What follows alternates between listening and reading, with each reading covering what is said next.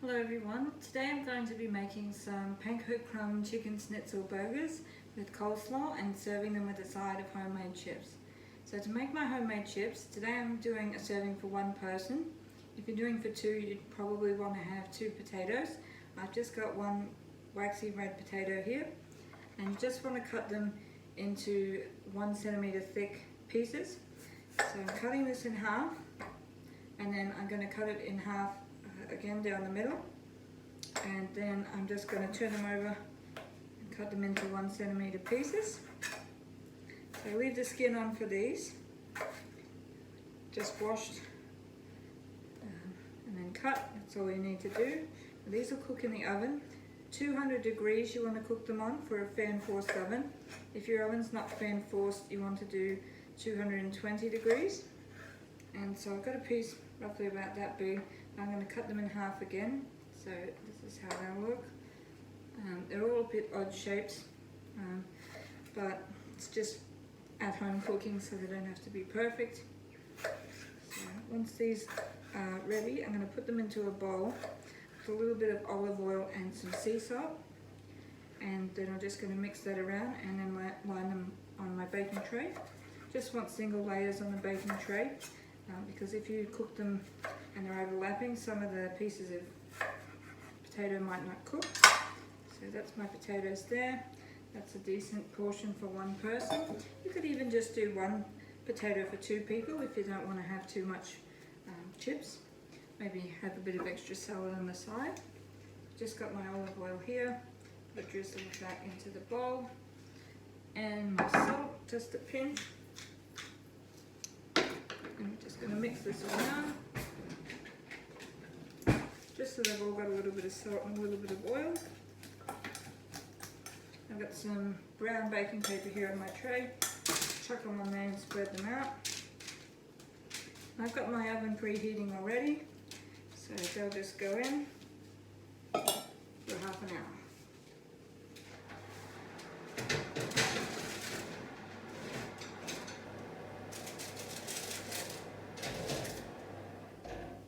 Once those are cooked, we'll take them out and serve them with some dipping sauce on the side. And now it's time to get on to the chicken. So for my chicken, I've got some chicken breast fillets here, and I've got 2 fillets. I'm just going to cook up 1, normally I do 2. And I'm just going to cut this in half so I can make 2 really thin, sort of like chicken steaks that I can use for my burger. So this one here is a small piece. I'll start with the small piece, I think. And it's a bit hard to do this, but you just sort of want to cut it down the middle, and it sort of separates, and you can cut it all the way through. And that'll just give me 2 nice little pieces of chicken. Or you can just spread it out and sort of have 1 piece. I'm just going to cut this into 2.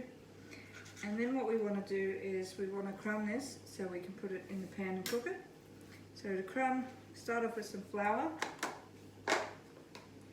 Mix it through the flour. The flour will help the eggs stick, and the egg is what helps the breadcrumbs to stick. So just make sure they're really well coated. So I've got 2 eggs in a bowl here. I'd say about 50 to 100 grams of flour and about 100 grams of panko crumbs. So I'm just going to toss this through the crumbs a few times just to make sure it's all really well coated. And I'm actually going to put these straight into the pan. So I'll get my olive oil, put a little bit in the pan. I'm going to heat that up and leave this in here while I make the next piece. So same again for every piece of chicken, just straight into the flour, into the egg and into the crumbs. If you're making this for 2 people, 2 breadcrumbs will give you, 2 chicken breasts will give you enough to make 4 burgers. So that could be 2 people if you're really hungry, 4 people if you just want to have 1 each. Right, so that chicken's crumbed. So while that's waiting for the oil to heat up, we'll continue with the salad. Alright, so now I've got my chicken cooking in the pan. Originally I said I was going to go onto the salad next, Right, my pan's heated up and as I start on the chicken. So this original recipe is 3 to 4 minutes on each side and then it should be done. I do mine about 1 to 2 minutes, sometimes up to 3 minutes, and then I stick it on a baking tray and place it in the oven. With this, the smaller piece might be fine for one burger, but with the larger pieces of chicken breast, I often find it's a bit big, so I cut them in half. So it really doesn't matter if it's a bit pink in the middle, because I'm going to cut it in the middle, and when I cut it, if it's still pink, I just throw it back in the oven. So the oven time would be about 10 to 15 minutes is what I put it in, and I just do it on 160 degrees fan forced. So that'd be 180 if it's not fan forced. So I'll just check this now. It's been going for about a minute or two. It's starting to look golden on one side. So I'm just going to flip this over. I'm going to cook this again for another 1 to 2 minutes on this side. I'm not sure if you can see that very well, just putting the camera in. It's not really golden all over. So I think that because the chicken is not all to one size, it's a little bit uneven on the coating. So what I'm going to do for next time, I probably recommend to use a meat hammer and smash it out a bit, make it so it's all the one thickness, and that will probably help with the cooking.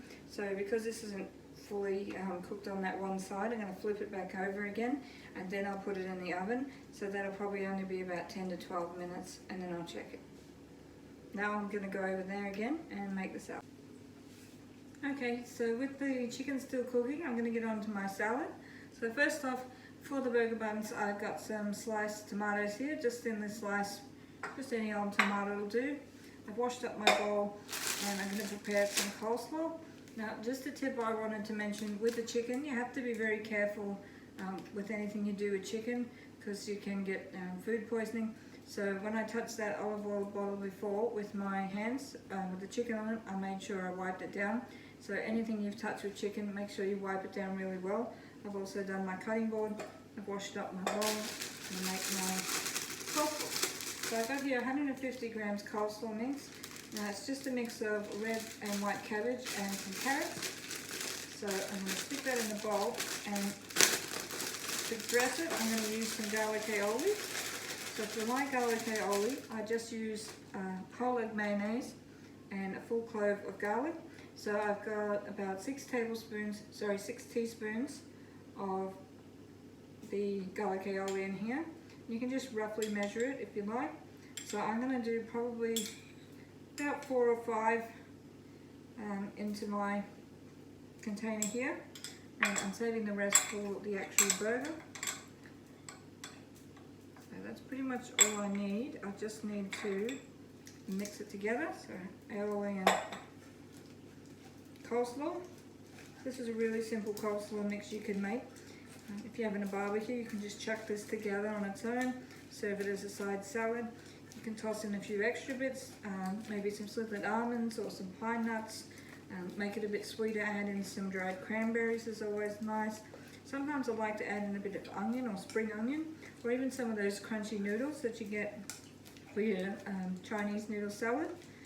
Those are really good. This is just going to go on the bun, on top of my tomatoes, and then my chicken on top. So that's all I need to do for that, and that's ready. And that 150 grams, that will probably do about 2 to 4 people. So that's really good. I'll probably have a bit left over. I'm just making up for one. And I've got some delicious buns over here. I'm going to slice these in half and heat them up in the oven. I was going to say fry them up, but you don't fry buns. Right, so that's that. And now I'll go back over there and check on my chicken. Right, so now I'm going to check on my chicken. It's starting to get golden on the other side, so that's pretty good. Now this is looking a bit more even than the other one, so that's looking pretty nice. I'm just going to leave that for about another 1 to 2 minutes, and then I'm going to put this chicken into the oven and finish cooking it off in the oven. Okay, so my chips are cooked now. I'll just show you them. They're nice and brown. If you want them to be crispy, you can cook them a little longer. The original recipe was just 30 minutes, which I was happy with. Nice and soft in the middle. So I'm just going to transfer these to a bowl, and while my chicken's still cooking in the oven, just going to make some dipping sauce, and then make some sauce to go on the burger, and then we'll check the chicken. So that's all good for that.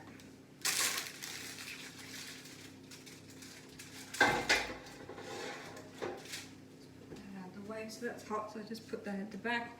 Now to make my dipping sauce, I've got some more egg mayonnaise, and I'm just going to put in some pesto. So I've got a sun-dried tomato pesto, and I've probably got about 2 to 3 tablespoons of the mayonnaise, and I'm going to do just 1 heaped teaspoon of the pesto. Just mix that together, that's all it needs. So this is really yummy, and I think it would be nice with some basil pesto too. I just haven't tried that yet. This is really nice. You can also just do some garlic aioli, some lemon aioli. You can even just serve these chips on their own. Just the little bit of olive oil and salt that's on the chips is just enough. Now if you're trying to be healthy, cutting out things like the dipping sauces that add in a lot of extra calories is really good. Okay, so I've got my chicken cooked now, and I'm just going to take this little piece for my burger. So I'm going to test it and see if it's done. So to check it, I'm just going to cut it in half. Fingers crossed. Okay, yep, so that's it. 10 to 15 minutes, perfectly cooked in the middle. No pink bits. And now I just need to assemble the burger. So I've heated up my bun in the oven. Now to make the sauce that goes on the burger, it's just the rest of my aioli. So that's about probably 1 tablespoon, and just a little bit of sweet chili sauce. I'll probably do about half a tablespoon. Now if you're making this for more people, you probably want a bit more.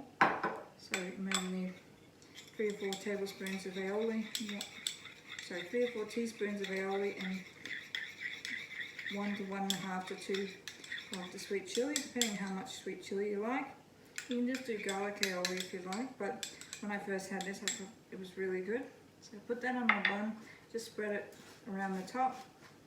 Nicely toasted bun. That adds some flavour to it. And then we just want to assemble everything else. So a couple of tomatoes on the base, some of this delicious coleslaw mix. I just slop it on. So I'm so hungry, I can't wait to eat. And chuck off any of these big bits, they're not very pleasant. So it's that. The 2 pieces of chicken on there, and bun on top, fries on the side. My tasty dipping sauce. I'll just get rid of that spoon. And it's ready to go. So we'll give it a try. Let's start with the chips. Nice and soft, cooked all the way through. Probably could be a little bit crunchier, otherwise pretty good. And now for the burger. Let's see how this goes.